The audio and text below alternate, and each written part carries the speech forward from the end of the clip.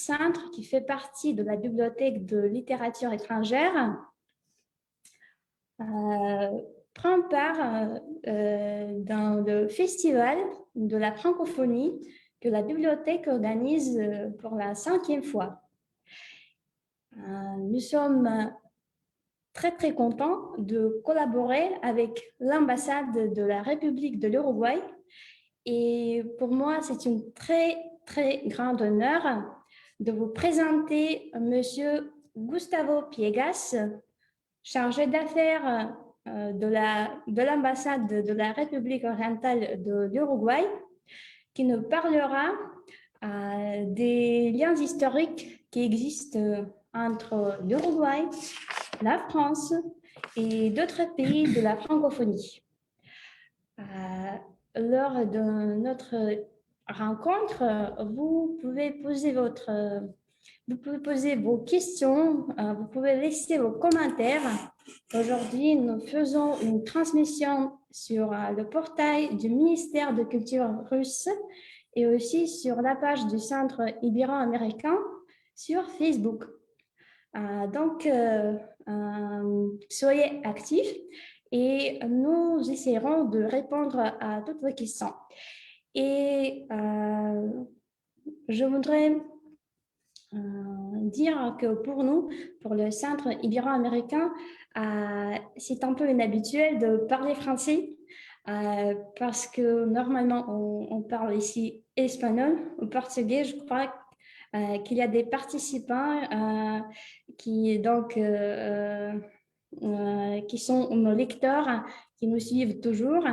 Et donc, je voudrais que nos amis sachent que donc, la francophonie, c'est pas seulement la France, la Suisse, la Belgique, le Canada, l'Afrique, mais aussi l'Amérique latine. Et pourquoi donc on va découvrir aujourd'hui grâce à Monsieur Gustavo Piegas et c'est un très grand plaisir de lui donner la parole, s'il vous plaît. Bonjour Tatiana, bonjour à tous. C'est pour moi un plaisir d'être ici avec vous. Merci beaucoup pour l'invitation. Merci beaucoup à l'Institut, le Centre ibéro-américain, la Francothèque de cette bibliothèque et aussi à l'ambassade de France pour cette possibilité de m'exprimer et vous parler de mon pays et la raison pourquoi nous avons cette liaison avec la France, et non seulement la France, mais aussi avec les autres pays membres de l'Organisation internationale de la francophonie. En premier lieu, je veux vous raconter que l'Uruguay, c'est un membre observateur de cette prestigieuse organisation depuis 2012. Alors, je vais raconter les raisons et les fondements pourquoi l'Uruguay c'est un membre observateur de cette organisation. Alors, le fondement de la candidature que nous avons présenté dans ce moment à l'organisation avec la qualité de membre observateur de l'OIF s'articule autour de 4 thématiques qui lui tiennent particulièrement à cœur. Alors, ces liens historiques avec la France et les autres pays membres de la francophonie. En deuxième lieu, la dimension géographique, éducative et culturelle qu'il accorde à l'enseignement du français langue étrangère et sa volonté de la promouvoir dans le système éducatif national. En troisième lieu, la dimension politique par le compromis et la contribution permanente de l'Uruguay aux valeurs et principes prônés par la francophonie comme maintien de la paix, promotion de la démocratie et de la protection des droits de l'homme, en témoignant l'insertion internationale de l'Uruguay, sa vocation multilatéraliste et son positionnement sur les questions prioritaires d'actualité internationale qui sont également à l'ordre du jour de la francophonie. Et le dernier, c'est la dimension stratégique de l'Uruguay qui occupe une position de portant très sur les continents sud-américains et le Mercosur. Le Mercosur, c'est le marché commun du Sud, dont les 4 pays membres sont l'Argentine, le Brésil, le Paraguay et l'Uruguay. Alors, je voudrais parler maintenant un petit de l'histoire de l'Uruguay et cette histoire commune avec la France et des autres pays. Je vais parler de la population, la politique, les échanges commerciaux. Par exemple, parlons de la courant migratoire en provenance de l'Europe dans notre pays. Le 19e siècle et la première décennie du 20e siècle ont connu d'importants courants migratoires en provenance d'Europe, Espagne, Italie, France, entre autres, et en direction du Rio de la Plata, provoqués par différentes raisons socio-économiques et politiques. C'est dans ce contexte que se situe l'immigration française en Uruguay au 19e siècle et au début du 20e siècle. À cette population s'ajouteraient d'autres nationalités comme Suisses, Arméniens, Libanais, Bulgares, Tchèques, Polonais, Belges notamment, ainsi que des populations d'origine africaine amenées en situation d'esclavage à l'époque de la domination espagnole au XVIIIe siècle, principalement du Congo, Sénégal, Mozambique et Guinée. Le contexte historique de l'époque peut se résumer de la façon suivante. Les constituants de 1830 en Uruguay savaient que pour consolider la République naissante, indépendance et liberté, devait se conjuguer avec progrès. Ils étaient conscients, par ailleurs, qu'il serait difficile de développer le pays avec seulement 74 000 habitants. Très petit chiffre, non? 74 000 habitants, et que l'immigration pouvait représenter une richesse en termes d'idées, travail et d'innovation. Aussi ont-ils décidé d'acheter un article de la première Constitution, une disposition qui serait bénéfique aux immigrants. Le premier président de la République, Rivera, alla encore plus loin en 1833 en lançant un appel au pouvoir législatif pour qu'il encourage les investissements et l'immigration en provenance des nations européennes, afin qu'ils prospèrent sur cette terre fertile mais inculte, dans ces pays beaux mais désertes, au sein d'une population pleine d'ardeur mais en bras. L'appel du président fut entendu. Aux environs de 1835, la population était passée à 128 000 habitants, dont 23 000 résidents dans la capitale. Un an plus tard, l'Uruguay signait son premier traité international sous forme d'un accord commercial avec la France, pays avec lequel il était en étroite relation puisque son gouvernement avait été l'un des premiers à reconnaître son indépendance. La détermination officielle de l'Uruguay à peupler le pays et favoriser l'installation étrangères était clairement affichée. Diverses lois promues pendant cette période attestent encore aujourd'hui de cette politique.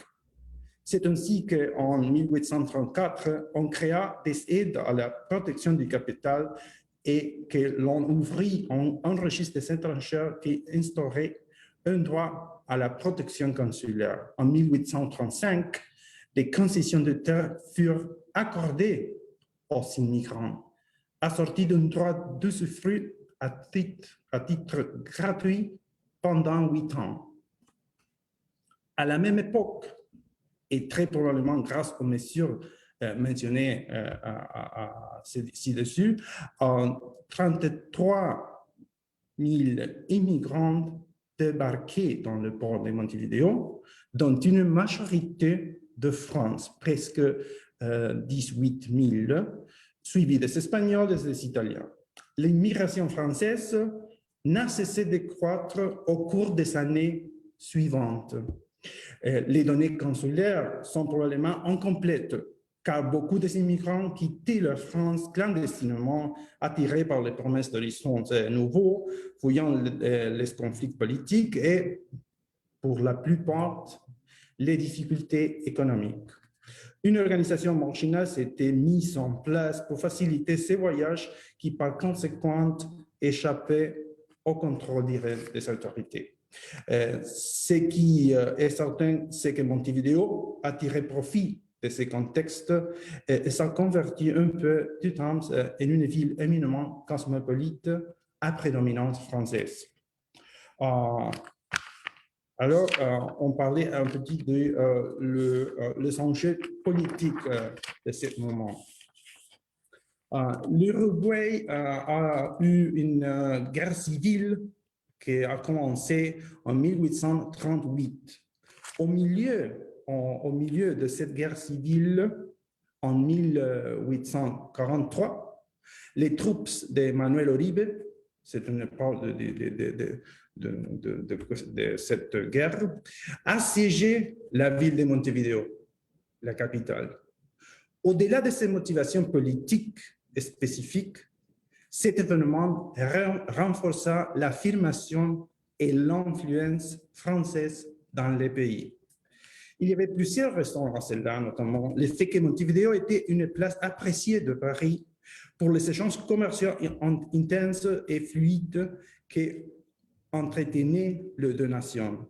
Aussi, la France ne cachait-elle pas son soutien à la cause en faveur de Montevideo, et moins encore la France déjà installée, les Français déjà installés dans la ville qui avaient fondé un foyer, investi et créé des commerces et des établissements professionnels. Il faut également prendre en compte les idées et principes des citoyens français arrivés à Montevideo. Beaucoup s'étaient rangés aux côtés de Napoléon pendant ses campagnes ou étaient des révolutionnaires convaincus ou des socialistes. Tous, en somme, étaient les héritiers de la Révolution. Ils partageaient une vision héroïque et libératrice des mœurs et de la politique et se sentaient par conséquent concernés par les postulats de l'opposition. C'est dans ce contexte que le gouvernement de Montevideo décida de se rapprocher des consuls des pays européens pour assurer la protection des immigrés français. En France, des politiciens comme Guizot, Thiers, Lamartine, Berryer, Tocqueville sont intervenus pour défendre le sort de leurs compatriotes émigrés.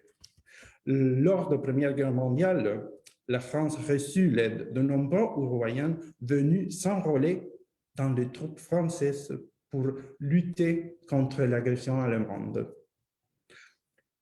Bien qu'ayant gardé sa neutralité sur la question, l'Uruguay a été le terrain de manifestations de solidarité envers la République française. Des prêts ont même été envoyés à la France pour aider ces pays dévastés par la guerre. Tout au long de l'histoire, la longue et profonde affinité politique entre les deux pays s'est traduite par de nombreuses visites de chefs d'État. Tour à tour, les anciens présidents de la République, François Mitterrand et Jacques Chirac, se sont rendus en visite officielle en Uruguay. La ministre déléguée de coopération au développement et de la francophonie, Madame Brigitte Girardin, à l'occasion de sa visite, a inauguré l'Institut Pasteur de Montevideo, que c'est un exemple de coopération technique et technologique française. De toutes les visites, le plus remarquable, sans doute, était celle du général Charles de Gaulle, président de la République française en 1964, et dont le jour à l'arrivée, le 8 octobre, a été décrété férié en Uruguay.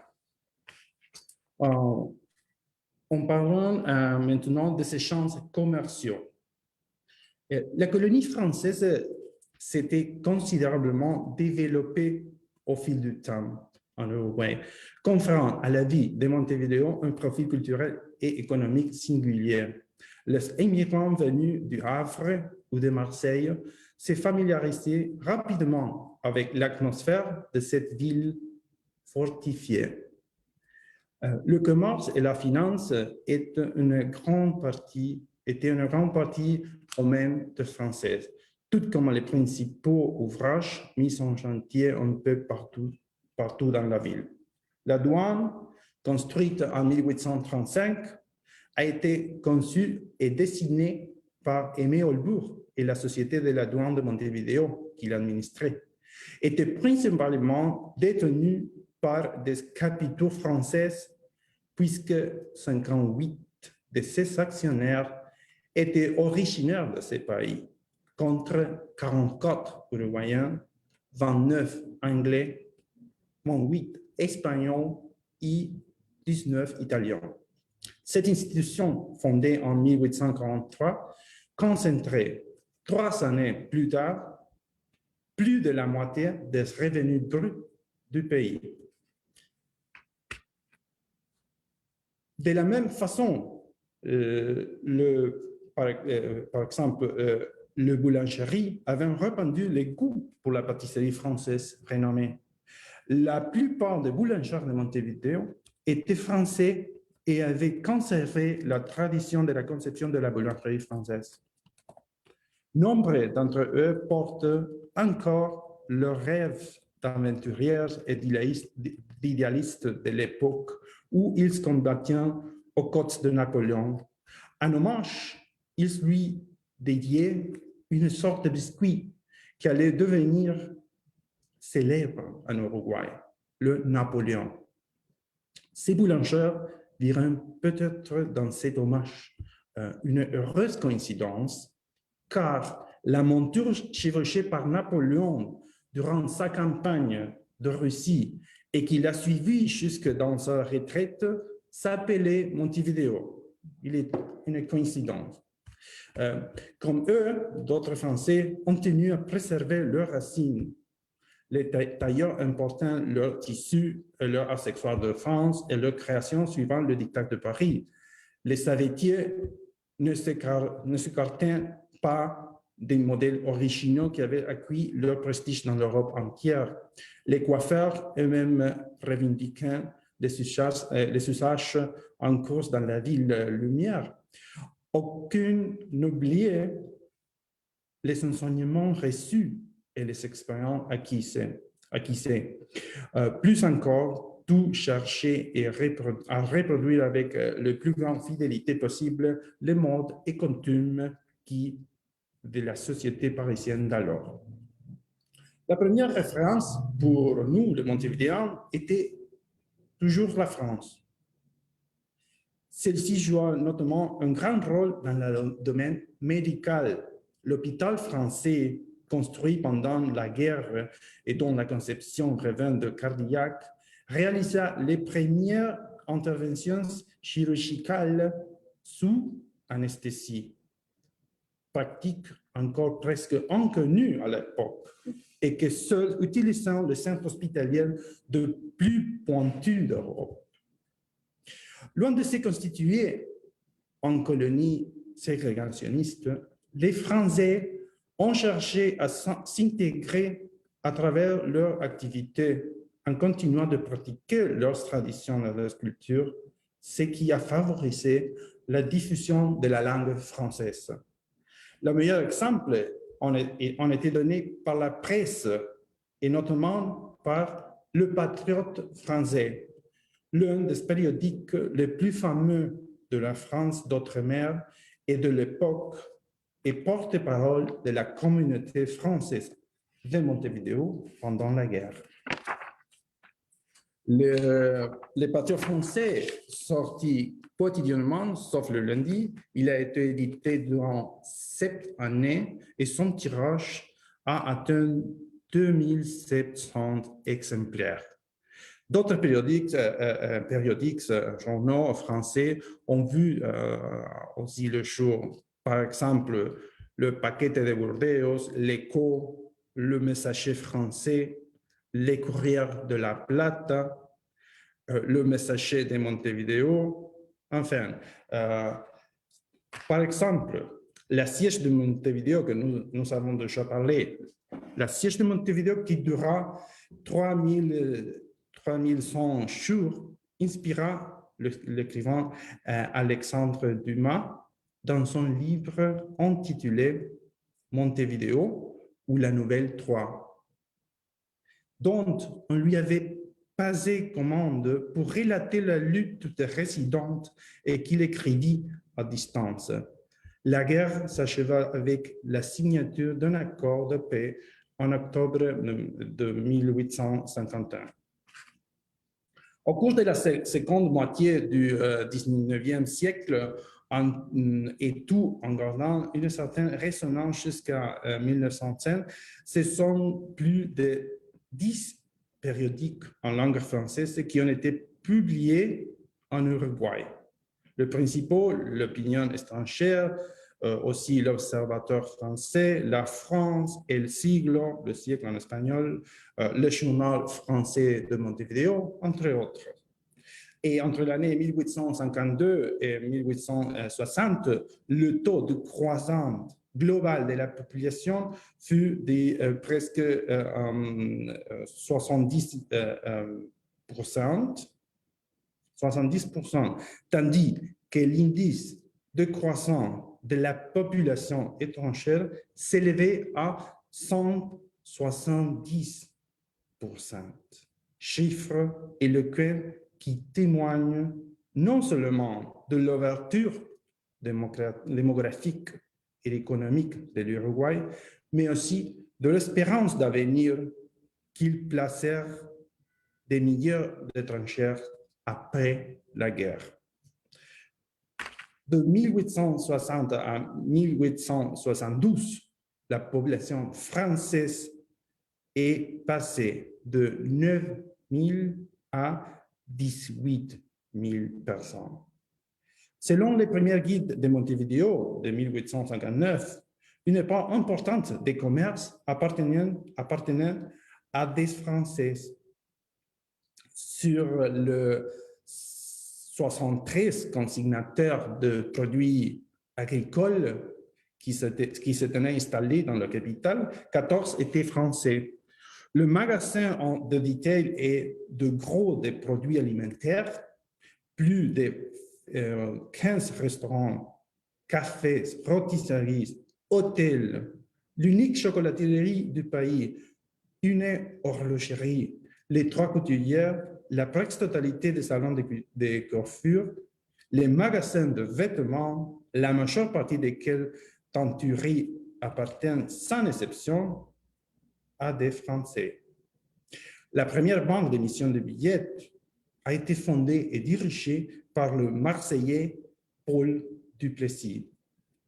Des années plus tard, naquit le Banco Francés, qui a beaucoup de poids sur le secteur financier du pays et qui contribua à l'investissement français en Uruguay pendant plus de 50 ans. Nombreux sont les exemples qui témoignent de cette participation. Par exemple, dans les commerces, la première ligne de navigation à vapeur Montevideo-Buenos Aires, la première fabrique d'allumettes, la raffinerie de sucre, l'industrie du tabac, l'usine de moteurs à vapeur, la plantation d'argumes, fabrication d'extracts de viande, industrie frigorifique, parmi beaucoup d'autres. Un tel pourcentage, on peut dire plus ou moins que près de 10% des capitaux privés de la ville étaient français. Un tel pourcentage ne fut pas sans conséquence sur les usages, goûts et idées dans les multiples domaines. Cette influence culturelle en expansion a démultiplié l'attirance des Sud-Uruguayens pour les produits d'origine française. En à peine une décennie, de 1862 à 1972, les exportations françaises en Uruguay sont doublées, passées de 17 millions à 34 millions. Parallèlement, les exportations uruguayennes vers la France ont connu une nette augmentation, le principal produit d'exportation dans ces pays étant la laine. La France a été et est restée jusqu'à la Première Guerre mondiale les premiers acquéreurs de produits uruguayens, tout grâce à la laine. C'est ainsi qu'est née en 1822 la Chambre française des commerces de Montevideo, institution qui avait pour objectif de coordonner, stimuler, faciliter les procédures d'échanges commerciaux entre les deux marchés. Cette institution présente deux caractéristiques historiques. C'est la première chambre de commerce étrangère ouverte en Uruguay et la première créée par la France à l'étranger. Au début, ces chambres, qui existent toujours aujourd'hui, comptaient 105 adhérents. 2 décennies plus tard, elle était devenue une solide institution qui gravitait dans de nombreux secteurs de la vie économique nationale et qui finit par être le centre de gravité et le noyau d'une bonne partie des transactions et des ententes commerciales. En parlant alors maintenant de la culture. C'est un chapitre important pour nous de parler les liaisons et les liens culturels avec France et les autres pays de la francophonie. Alors, les idées, tout comme l'industrie, l'artisanat, la littérature, les commerces et des milliards d'immigrants ont traversé l'océan Atlantique et ont fertilisé notre sol, donnant naissance à la genre et à une vision des hommes et des choses qui ont influé sur notre développement intellectuel. Les courants de pensée engendrés par la Grande Révolution a eu pour écho en Uruguay le renouvellement des idées et la naissance de mouvements qui tranchaient radicalement avec les perspectives philosophiques et sociales des Uruguayens. La Révolution, et avec elle Rousseau, Voltaire, Montesquieu, a résonné dans la pensée uruguayenne. Mais ce renouvellement des idées tient aussi à ceux qui continuaient de les véhiculer et ont cherché à approfondir et tirer profit des principes inspirés par 1749. Les intellectuels, journalistes et politiciens se sont confrontés et ont développé leur conception de la modernité sur la base de l'éclectisme qui a servi de fondement à l'éducation et la diffusion de la culture. L'économie et la recherche sociale se sont orientées selon le principe du mode positiviste. L'ensemble des concessions et la prise de conscience de la place importante du travail et de ses acteurs trouvent leur source dans les préceptes des utopistes sociaux et la littérature, conçue comme esthétique et philosophique, s'inspire du romanticisme. Bien évidemment, l'enseignement universitaire constitua le champ le plus propice pour la pénétration et la diffusion de cette idée. Avant même la création officielle de l'université, les idées françaises résonnaient dans l'ère de l'enseignement. Un an plus tard de la fondation de cette université, un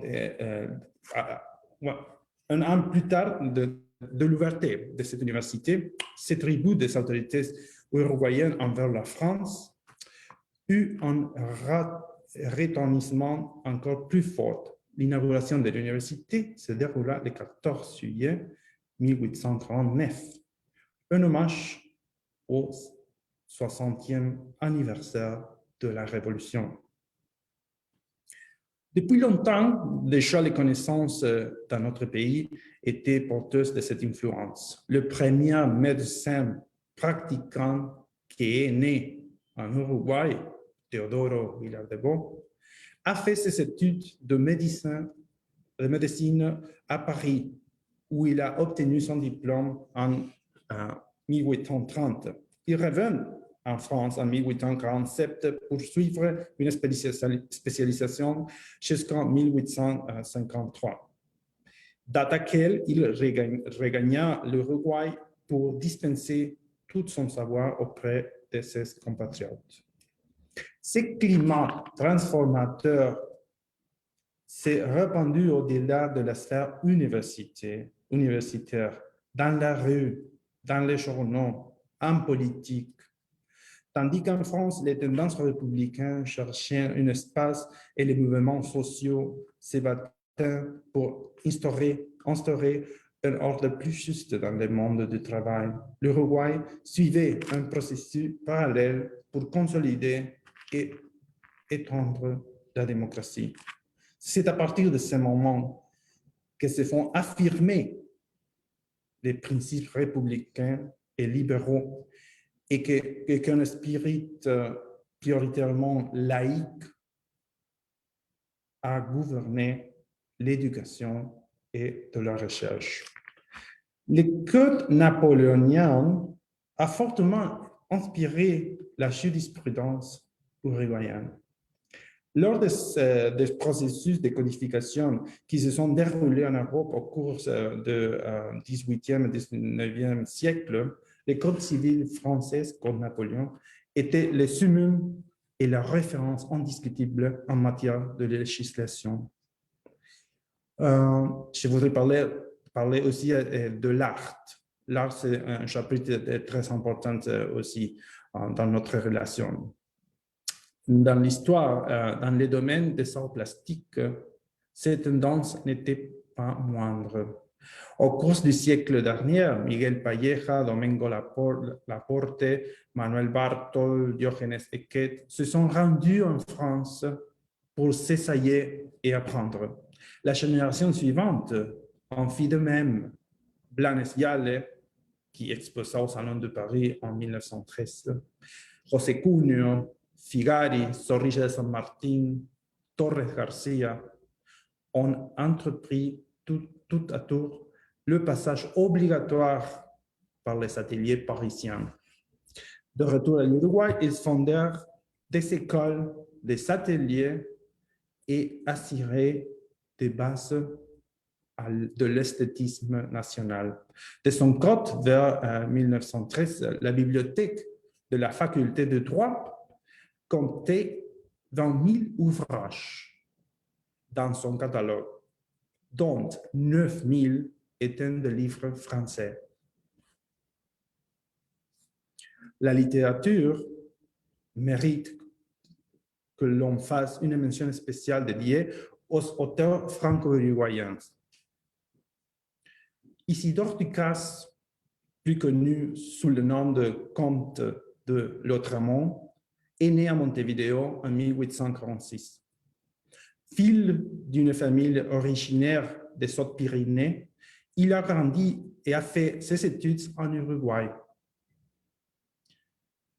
Son père était une personnalité influente, fondateur du Cercle français de Montevideo, qui a joué un grand rôle dans la diffusion des idées positivistes. Il était considéré comme l'interprète des idées d'Auguste Comte dans notre pays. C'est néanmoins en France qu'il a acquis sa notoriété, où il s'est affiché comme précurseur du surréalisme et l'un des grands rénovateurs du discours littéraire. Jules Lafort, notre écrivain, était lui aussi montevidéen. Durant sa courte existence, il écrivit un bon nombre de pages de poésie et de critiques esthétiques qui ont radicalement transformé la culture et la langue française en quelques années. Des trois, Jules Supervielle est celui qui a incarné avec les plus grandes éloquences cette synthèse identitaire de deux cultures à travers une œuvre originale qui est restée comme un symbole et un témoignage de consanguinité entre les deux nations.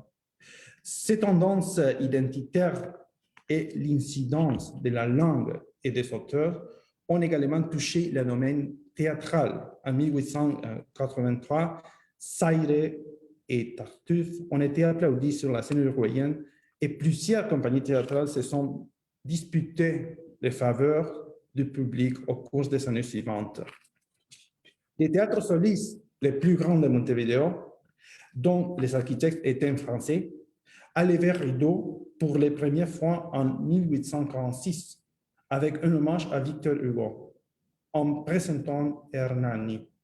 L'autre grand théâtre de Montevideo, le théâtre Ortiz, a disparu de nos jours, a été inauguré en 1905 par Sarah Bernhardt dans une pièce française jouée en français. Plus tard, au cours du XXe siècle, la Comédie Française a effectué plusieurs saisons complètes en Uruguay lors de sa tournée en 1939, 52, 77 et la dernière en 1926. Je voudrais maintenant parler de la dimension linguistique, éducative, culturelle et coopération, comment était l'histoire de l'enseignement de le français à l'Uruguay et comment aujourd'hui. La langue française comme agent de transmission culturelle. Les premiers cours de français remontent à 1829. Il a été inscrit en programme de l'Escuela Especial de Comercio, premier établissement d'enseignement professionnel en Uruguay. Deux années plus tard, le Collège oriental, premier pensionnat de filles, ouvrait ses portes sous la direction des époux Curel, deux Français débarqués de Buenos Aires. La bonne réputation dont jouissaient ces deux établissements était telle que le président de la République, ses ministres et les membres des grandes familles patriciennes assistaient chaque année aux épreuves de sexe. Entre 1839 et 1842, ce sont 13 collèges privés qui ont vu le jour, entourés d'une demande chaque fois plus grande et insistante.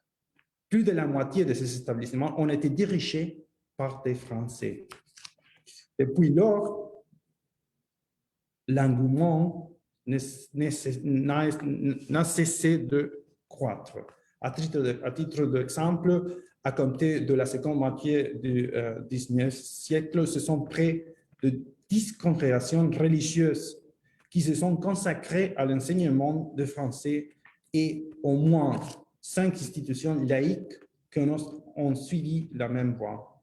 En 1850, Charles Laforgue, père du grand poète Jules Laforgue, inaugura à Montevideo un lycée français. Cette institution était contemporaine des collèges de Fils d'Utrecht et Francisco Belleville, très réputés à l'époque. Un grand courant de dynamisme souffla alors, non seulement sur l'enseignement proprement dit, mais également dans le secteur de la bibliographie. Un quart de siècle plus tard, en 1922, cet établissement devient le premier lycée français d'Amérique latine qui existe encore de nos jours sous le nom de lycée français Jules Supervielle. Dans la sphère de l'enseignement public, la diffusion de la langue française connaît un même succès. Dans la secondaire, en 1849, le français était l'une des 3 matières indispensables à l'obtention du baccalauréat.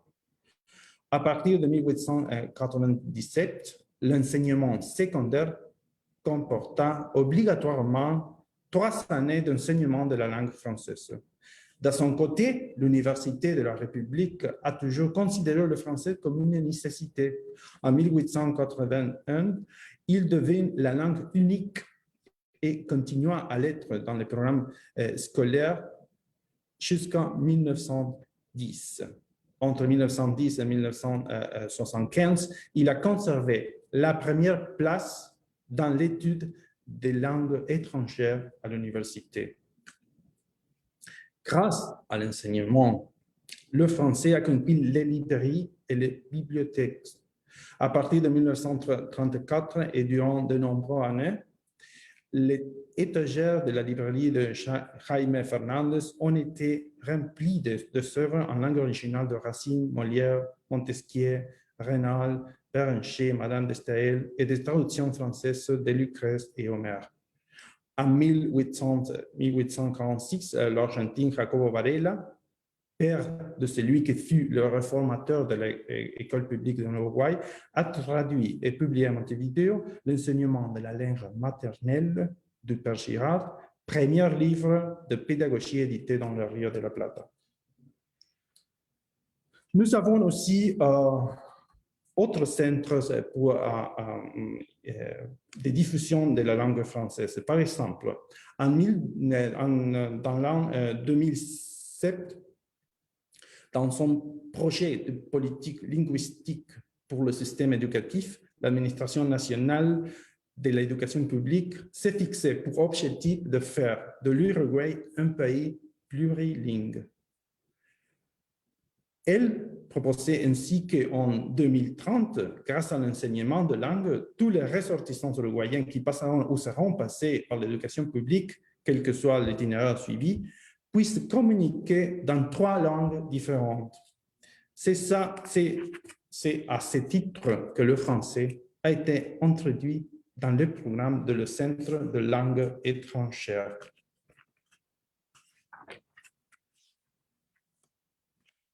La pensée française, dans ces diverses manifestations, littérature, philosophie, historique, a toujours régné au cours des programmes de notre système éducatif. Au XXe siècle, les programmes de l'enseignement moyen ont toujours proposé l'enseignement du français, l'italien et l'anglais, sous différentes options et à différents niveaux.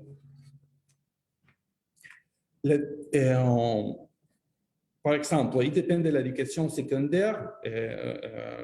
Ce centre de littérature étrangère dépend de l'éducation secondaire et était composé d'une direction de 23 centres d'enseignement.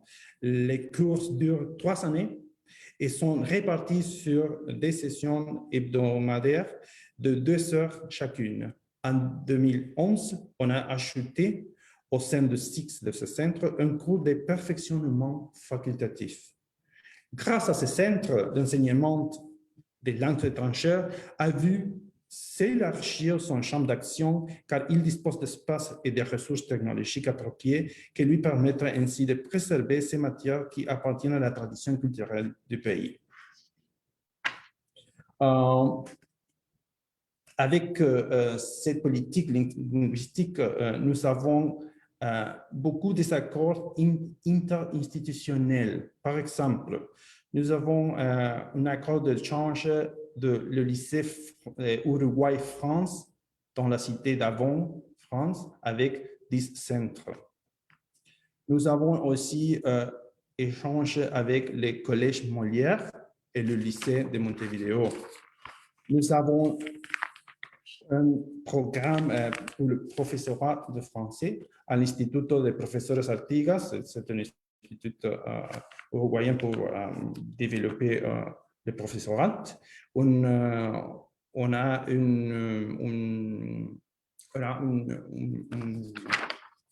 un accord avec l'Université de Bourgogne. Au niveau universitaire, c'est la même chose. L'Université de la République a aussi un centre d'enseignement du français comme langue étrangère, tout à niveau universitaire. Et Non seulement c'est l'enseignement, mais c'est très important la formation permanente destinée aux enseignants de français langue étrangère.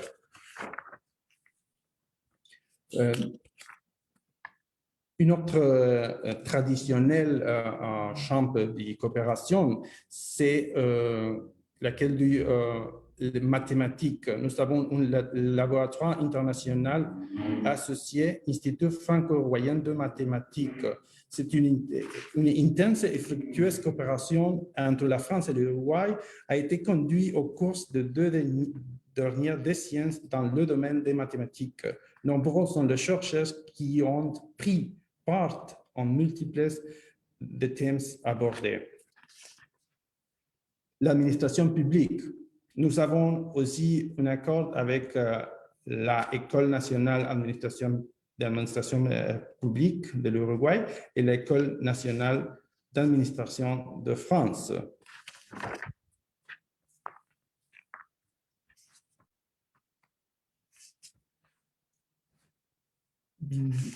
Nous avons déjà parlé de le lycée français chez Supervielle, mais nous avons une autre très importante institution que c'est l'Alliance française. L'Alliance française en Uruguay a été fondée en 1924. Vers la fin du siècle du 19e siècle, l'Alliance française de Paris prêtait déjà concours au Collège Carnot de Montevideo, qui allait devenir plus tard le lycée français. Plus de 10 filiales sont implantées sur le territoire uruguayen. Leurs cours s'adressent à toutes les classes d'âge, enfants, jeunes et adultes. L'Alliance prépare également un diplôme d'études en langue française, DELF, et un diplôme approfondi en langue française, examens internationaux. Le nombre de candidats de ces examens est en constante augmentation depuis 1949 et s'élève en total de 3400 examens. L'Alliance collabore aussi avec l'Instituto Artigas del Servicio Exterior. C'est l'école diplomatique de notre ministère de Relations extérieures pour les cours de français langue étrangère destinés aux diplomates et lors des examens de langue étrangère des concours d'admission et de promotion à l'échelon diplomatique des fonctionnaires du ministère. L'Alliance joue également un rôle important dans la diffusion de la culture française grâce à sa bibliothèque notamment et à la grande variété des activités culturelles qu'elle organise tout au long de l'année. Théâtre, art plastique, littérature, cinéma, musique, gastronomie, qui se font une référence en matière de l'espace francophone. Dans la science, l'Institut Pasteur, depuis un siècle, l'Institut Pasteur de Paris collabore activement avec l'Amérique latine dans le domaine des sciences biomédicales grâce à des accords formels souscrits avec différents pays et la coopération avec des laboratoires. Pour consolider ces processus, en septembre 2001, un accord formel a été signé avec l'Institut Pasteur pour encadrer la coopération de l'Institut avec les institutions académiques des pays du Mercosur. Les centres administratifs chargés de la coordination de cette initiative appelée AMSUD Pasteur se trouvent à Montevideo. Une année plus tard, une réunion d'AMSUD Pasteur en Uruguay conclut par la création d'un réseau de 29 laboratoires en Argentine, Brésil, Chili, Paraguay et Uruguay. En septembre 2003, suivant cette même trajectoire, les gouvernements uruguayens et français ont proposé la création d'un institut Pasteur à Montevideo. L'Institut Pasteur de Montevideo a été inauguré le 8 décembre 2006. Il occupe un bâtiment moderne de 3500 mètres carrés au cœur de la capitale, siège administratif du Mercosur aussi. L'un de ses objectifs primordiaux est le développement de la recherche de pointe dans les principaux secteurs de la biologie structurelle, moléculaire et cellulaire en biomédique. Je voudrais alors parler de la valeur et le principe de l'Uruguay qui sont aussi défendus par la francophonie. Je veux mentionner, par exemple, le principe d'intégration. Le principe d'intégration est fondamental pour l'insertion de notre pays et demande que l'on améliore l'intégration productive, les conditions sociales du pays et que l'on renforce, moyennement un effort permanent, la relation bilatérale avec les autres pays membres de Mercosur. Une autre valeur, c'est la promotion de la démocratie. En 1985, après 11 années de dictature civile et militaire, l'Uruguay et ses citoyens ont recouvert leur liberté civile et politique, encadrée par la Constitution de 1967. Après le retour à la démocratie, les gouvernements successifs ont continué de ratifier et d'encourager la négociation des principaux instruments internationaux en faveur de la promotion et de la protection des droits de l'homme, non sans la divergence et débat propres au système démocratique. On élargit les droits civils, politiques, économiques, sociaux et culturels de la citoyenneté dans son ensemble, ainsi que ceux des collectivités en situation de vulnérabilité, en affirmant la nécessité de veiller de leur respect. Une autre valeur très importante pour nous, c'est la protection des droits de l'homme. L'actuelle Constitution proclame dans sa partie dogmatique l'égalité de toutes les personnes devant la loi, défendant expressément un vaste ensemble de droits comme la liberté d'expression, la liberté de culte et de l'enseignement, le droit au travail et à un logement décent ou l'interdiction de la peine de mort. La tradition démocratique nationale a toujours été largement favorable à la ratification des traités sur les droits de l'homme et quand la dictature prit fin en 1985, l'Uruguay a pratiquement ratifié la totalité de différents instruments de protection et de promotion des droits de l'homme établis par les Nations Unies. Une autre valeur, c'est le soutien à l'éducation. Nous avons déjà parlé de l'éducation. La diversité culturelle, también, c'est très important pour nous. En matière de promotion de la diversité culturelle, l'Uruguay a ratifié en janvier 2007 la Convention sur la protection et la promotion de la diversité des expressions culturelles approuvée lors de la 33e session de la Conférence générale de l'UNESCO. En 2006, le gouvernement uruguayen a voté une loi qui décrète la date du 3 décembre, jour national du candombe, de la culture afro-uruguayenne et de l'équité raciale, par laquelle il reconnaît l'apport des Uruguayens afrodescendants dans la culture nationale et revendique un traitement équitable en leur faveur. Dans la capitale, les gouvernements et l'administration départementale, appuyés par des coopératives de fonds, ont engagé des mesures de réparation contre l'expulsion de la population afrodescendante de ces quartiers traditionnels entreprises pendant la dictature civique et militaire. En 2009, l'UNESCO a approuvé l'inscription du candombe et de son espace socioculturel dans la liste représentative du patrimoine culturel en matière de l'humanité proposée par l'Uruguay. Le week-end, dans les quartiers sud, Palermo et Cordon de la ville de Montevideo, on entend résonner sans relâche l'appel de cette symbole du candombe. Le candombe, qui est transmis de génération en génération dans les familles d'ascendance africaine, doit être compris comme une expression de résistance d'une part et comme une festivité musicale et une pratique sociale collective très ancrée dans la vie quotidienne de ces quartiers d'autre part. En 2011, tout en célébrant le bicentenaire du commencement du processus d'émancipation du pays, l'Uruguay s'est associé à la célébration de l'année internationale des afro-descendants.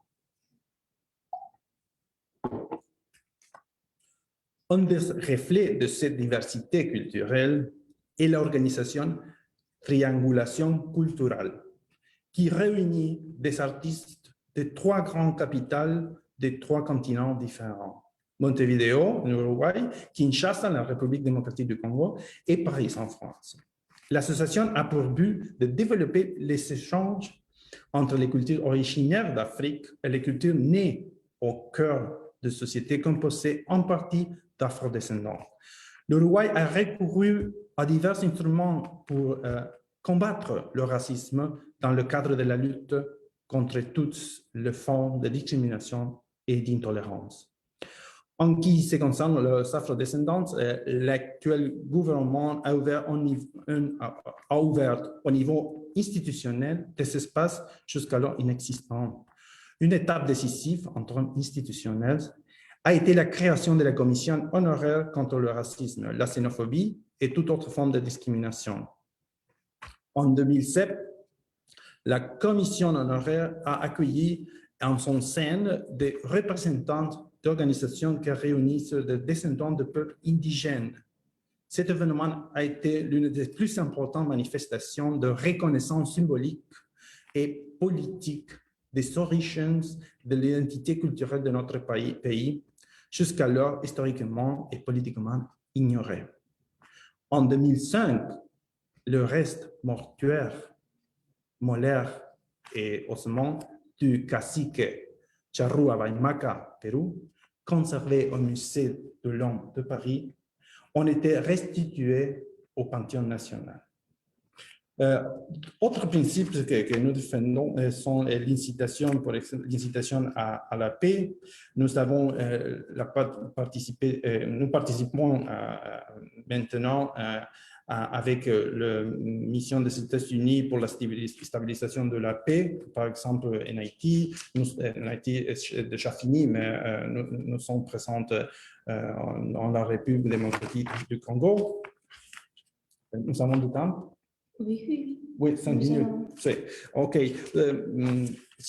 Le dernier chapitre que je veux parler, c'est la relation de l'Uruguay avec des autres pays de la francophonie. Nous avons une relation diplomatique avec tous les pays, évidemment, mais je voudrais parler, je vais mentionner seulement un peu de pays qu'on avait une relation plus forte. Si. Par exemple, l'Arménie. L'enjeu est essentiellement politique que nous avons aujourd'hui et l'intensité de la relation entre les deux pays explique en partie par la présence d'une importante et active collectivité arménienne en Uruguay, presque 20 000 personnes. L'Arménie et l'Uruguay ont signé un accord de coopération culturelle en 1997. D'autres accords ont été mis en place dans le domaine économique, politique, etc. L'Uruguay est le premier pays à avoir reconnu officiellement le génocide arménien. A été en 1965. 1965, l'Uruguay a reconnu officiellement le génocide arménien. En 2004, l'Uruguay a déclaré le 24 avril jour de souvenir des martyrs arméniens en hommage aux Arméniens assassinés par l'armée turque entre 1915 et 1923. Un autre pays qui a une significance dans notre histoire, c'est la Suisse. L'arrivée des premiers immigrants suisses en Uruguay a commencé au XIXe siècle comme conséquence des difficultés économiques que traversait la Suisse avant la révolution industrielle et l'industrialisation textile. L'État uruguayen et d'autres acteurs de l'époque encourageant l'arrivée de ces immigrants suisses car le pays manquait de main-d'œuvre agricole dans l'intérieur des terres. En 1862, après la seconde vague, plus importante que la première, d'arrivée des migrants suisses, une colonie suisse s'enrichira dans le département de Colonia, sous le nom de Nueva Helvetia. La plupart de ces colonnes helvétiques qui venaient de petites communes rurales se consacrèrent à l'agriculture. Ils introduisirent dans notre pays le fromage ainsi que d'autres innovations agricoles. La ville de Nueva Helvetia compte actuellement 10 000 habitants. Si pratiquement aucune d'entre eux n'est née en Suisse, beaucoup ont des ancêtres suisses. Nueva Helvetia est considérée comme l'une des plus grandes colonies suisses au monde. Les deux pays ont d'excellents rapports et sont en étroite coordonnance sur les questions d'environnement et leur candidature au sein des organismes internationaux. Ils ont signé de multiples accords économiques, sociaux et judiciaires. La coopération suisse dans le domaine scientifique et technologique est particulièrement intense. Au cours des 5 dernières années, l'Uruguay a reçu plus d'$1 million de dons en équipement pour le pôle technologique de Pando, succursale nord de la faculté de médecine de l'Université de la République, et des médicaments pour le ministère de la Santé publique. En matière d'économie et commerciale, une chambre du commerce suisse-uruguay sont installées à Montevideo en 1944 dans l'objectif d'unir les intérêts des commerçants suisses descendants de Suisse et des Uruguayens liés à la Suisse par des rapports commerciaux et amicaux.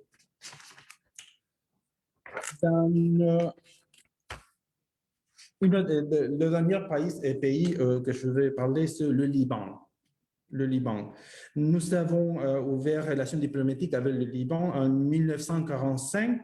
Les premiers immigrants libanais sont arrivés à l'Uruguay pendant la seconde moitié du 19e siècle. Puis, une deuxième vague est arrivée après la Seconde Guerre mondiale aux alentours de 1950. Selon les estimations de la collectivité libanaise de notre pays, le nombre total de Libanais en Uruguay s'élèverait à 50 000 personnes. Cette collectivité a créé diverses institutions, dont la mission maronite, parce que la majorité des descendants des Libanais de l'Uruguay sont chrétiens maronites, la Société libanaise, les clubs libanais, la filiale Uruguay de l'Union libanaise culturelle mondiale ou l'Association libanaise féminine.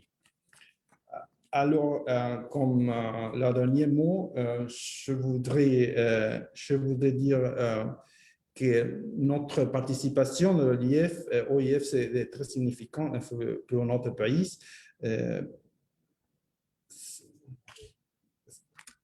Riche de son histoire, de son prestige et de son poids dans le milieu international.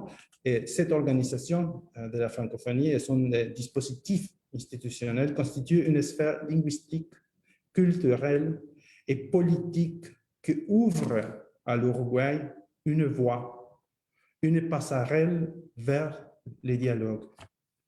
Son statut, notre statut d'observateur, en permet d'optimiser, maximiser notre racine francophone, ses acquis, sa coopération, ses compromis envers les postulats internationaux et c'est défendu par cette organisation.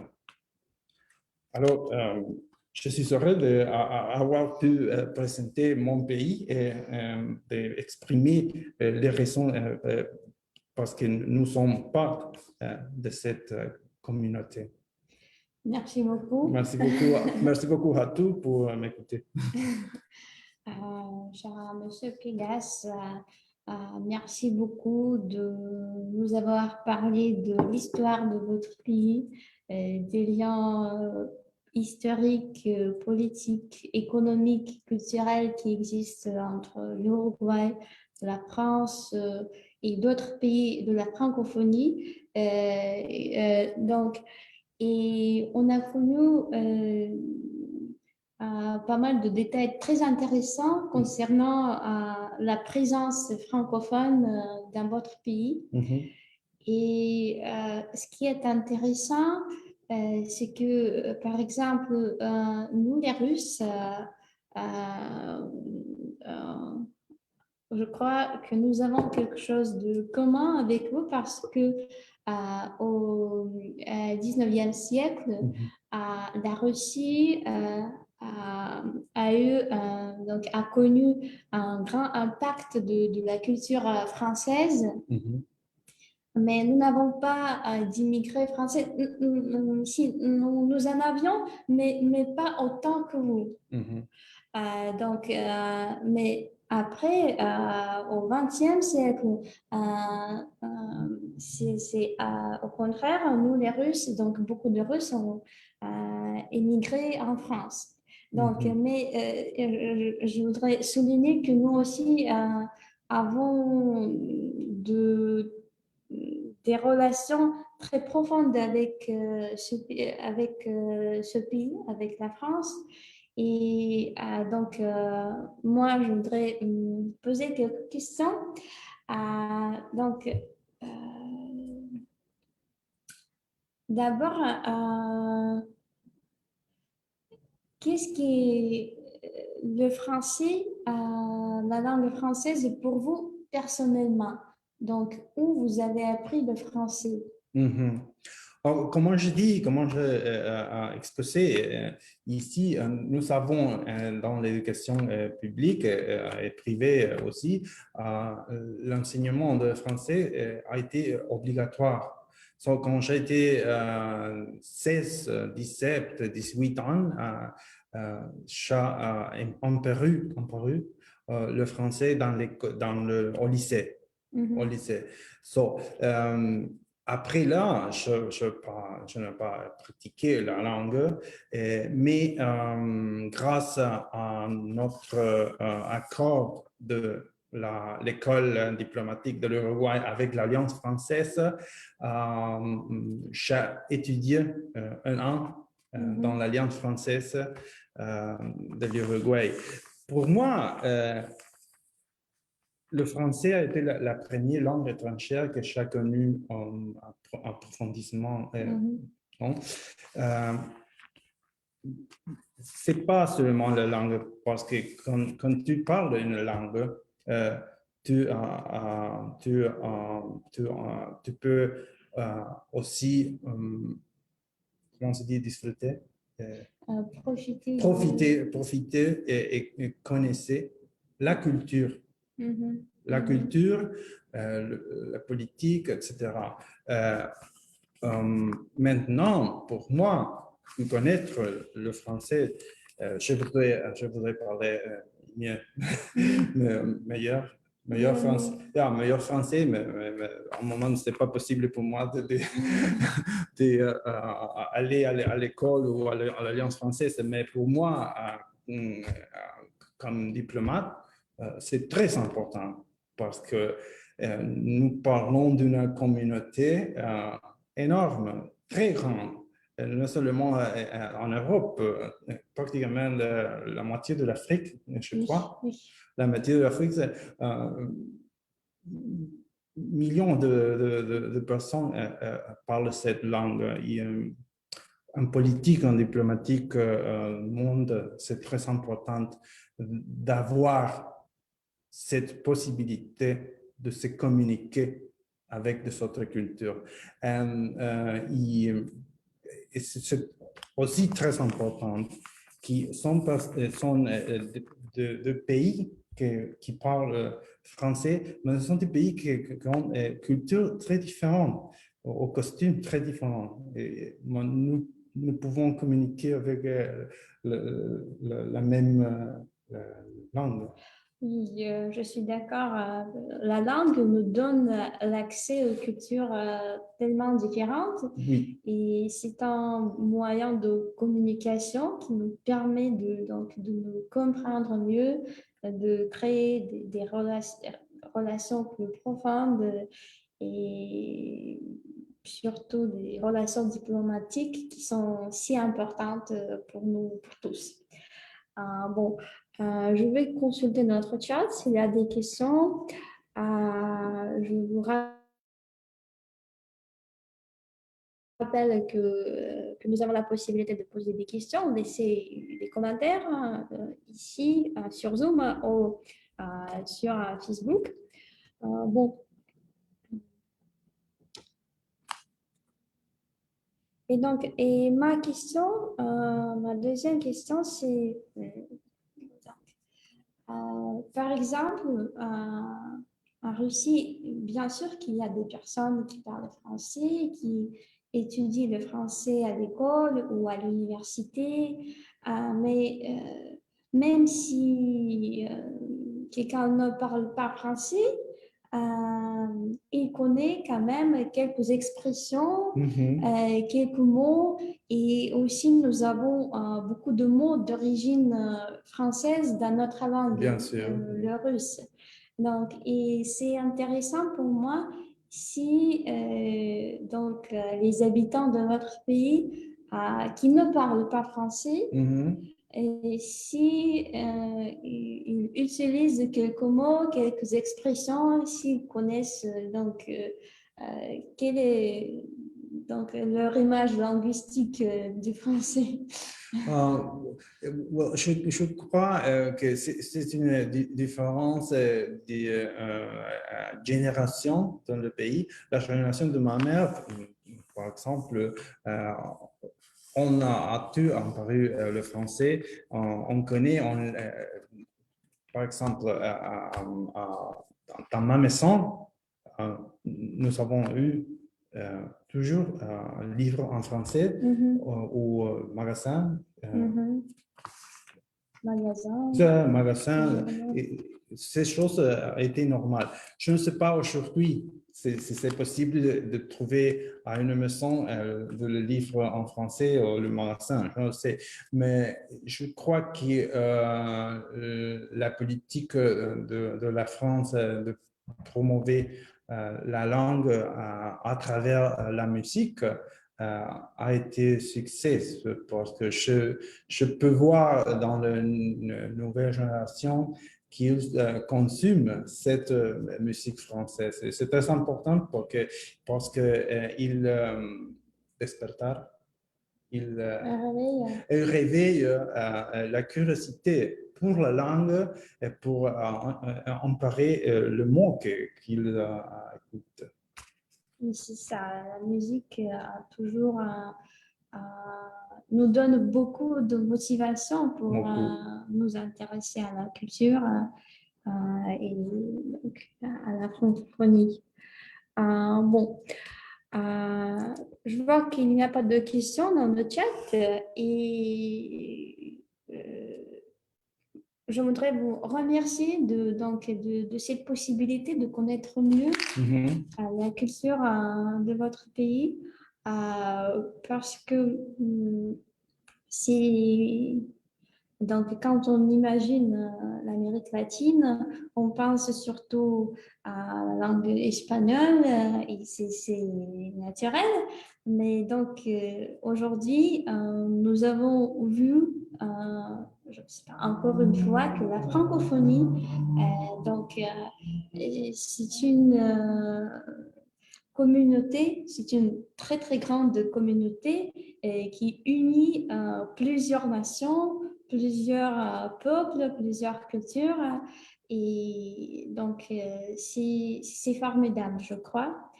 Et je voudrais aussi remercier nos téléspectateurs. Donc, et je vous invite à découvrir la culture de l'Uruguay à travers d'abord les collections de documents que nous avons ici dans la bibliothèque de littérature étrangère, parce que il y a 2 ans, quand notre centre des pays ibéro-américains naissait, l'ambassade de l'Uruguay a fait une très grande donation de livres imprimés donc, dans votre pays, donc dans l'Uruguay. Et ici, c'est important qu'on peut prêter ces livres. Et dans la bibliothèque, il y a beaucoup de livres qui peuvent vous donner l'accès à la culture, à la langue, aux traditions de ce pays. Donc, vous pouvez consulter notre catalogue en ligne sur le site de la bibliothèque. Et si je me souviens bien, il y a 1600 livres imprimés dans la République de l'Uruguay. Donc, c'est beaucoup. Et s'il y a, par exemple, des personnes qui nous suivent des régions de Russie, elles peuvent nous écrire pour avoir des copies digitales de quelques livres, c'est aussi possible. Et comme ça, on peut promouvoir l'Uruguay, disons. Et donc, deuxièmement, je vous invite à aux activités de la Bibliothèque de littérature étrangère. Donc, aujourd'hui, nous avons deux différents participants. Il y a ceux qui s'intéressent à l'Amérique latine, et c'est pour ça qu'ils sont ici avec nous. Il y a ceux qui s'intéressent à la francophonie, à la langue française, et c'est pour ça qui se sont connectés. Donc, si vous vous intéressez à la francophonie, à la langue française, bienvenue à la Francothèque, Centre culturel des pays francophones de notre bibliothèque. Si vous êtes intéressé à l'Amérique latine, si vous êtes passionné pour la langue espagnole, bienvenue au Centre culturel ibéro-américain. Et toujours, soyez les bienvenus dans la bibliothèque de littérature étrangère. Je remercie encore une fois l'ambassade de la République orientale de l'Uruguay et plus exactement le chargé d'affaires de l'ambassade, Gustavo Viegas, pour notre rencontre d'aujourd'hui. Nous avons eu la chance de découvrir l'histoire de l'Uruguay et connaître mieux un pays francophone. Oui, c'est ça, c'est un pays francophone. Et c'était notre but de connaître mieux la francophonie et de nous connaître mieux nous-mêmes. Merci beaucoup. OK, merci beaucoup, Tatiana. Merci beaucoup aussi au Centre ibéro-américain de cette bibliothèque, à la Francothèque aussi. Je voudrais aussi dire que la diffusion de notre culture, par la diffusion de notre culture, le Centre ibéro-américain et vous, Tatiana, c'est très important.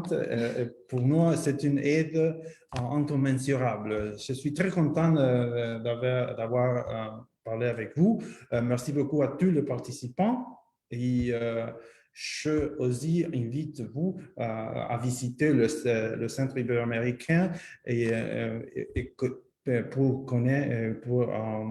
connaître mieux non seulement l'Uruguay, mais tous les pays qui sont représentés dans ces centres. Merci beaucoup à tous.